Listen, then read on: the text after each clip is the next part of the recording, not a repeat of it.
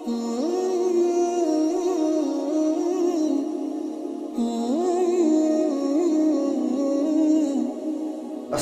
আলাইকুম রহমতুল্লাহি ওয়া বারাকাতুহু।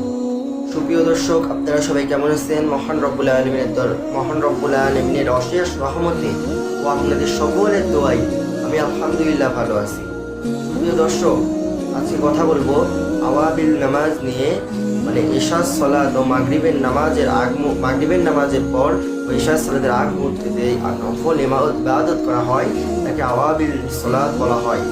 রাসূল কারীম সাল্লাল্লাহু আলাইহি ওয়াসাল্লাম নিজে ও তার সাহাবীগণকে এই আমল করতে দেখা গেছে। সহিহ হাদিসে পাওয়া যায়, আবার কিছু জয়ীফ হাদিসে পাওয়া যায় যে মাগরিবের পর থেকে ইশার সালাত পর্যন্ত যে সালাত আদায় করা হয় তা সালাতুল আওয়াবিল। এখন আমরা নফল ইবাদত করব, নফল ইবাদতে বেশি বেশি মনোযোগ দেব। রাসূল কারীম সাল্লাল্লাহু আলাইহি ওয়াসাল্লামের জীবনে পড়লে আমরা দেখতে পাই অনেক নফল ইবাদতের মধ্যে এক তাহাজ্জুদ আছে, কিয়ামুল লাইল আছে, যেগুলো অনেক সওয়াব। আমরা রাত জেগে যে ইবাদতগুলো করি সেগুলোকে কিয়ামুল লাইল বলে গণ্য হয় এবং তাহাজ্জুদ বলে গণ্য হয়। যদি শেষ রাতে ইবাদত করি, ঘুম থেকে উঠে যদি শেষ রাতে ইবাদত করি, তাহলে কিয়ামুল লাইল ও তাহাজ্জুদের সওয়াব একসঙ্গে হয়ে যায়। আর আওয়াবিলের সালাত মাগরিবের ফরজ সালাত ও সুন্নাত সালাত আদায় করার পরে থেকে এশার আগ পর্যন্ত যে সময়, ওই সময় যে নফল সালাত আদায় করা হয় তাকে আওয়াবিল বলে। এই রাসূল কারীম সাল্লাল্লাহু আলাইহি ওয়াসাল্লাম ও তার সাহাবীগণ, তাবেঈনগণ, বিভিন্ন সকল আলেম একমত যে এই সালাত রাসূল কারীম সাল্লাল্লাহু আলাইহি ওয়াসাল্লাম এবং বিভিন্ন হাদিসে পাওয়া যায় রাসূল কারীম সাল্লাল্লাহু আলাইহি ওয়াসাল্লাম এবং তার সাহাবীগণকে আদায় করতে দেখা গেছে। এবং জয়ীফ হাদিসেও এগুলো দেখা যায়।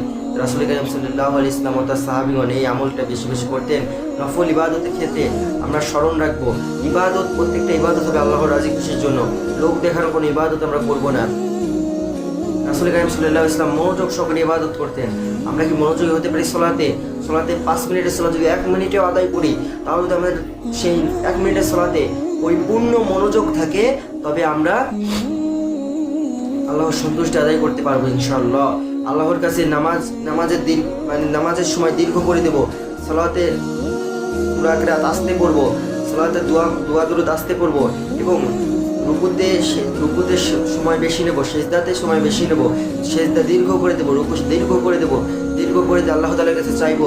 পারবো তো ইনশাআল্লাহ আমরা সবাই পারবো।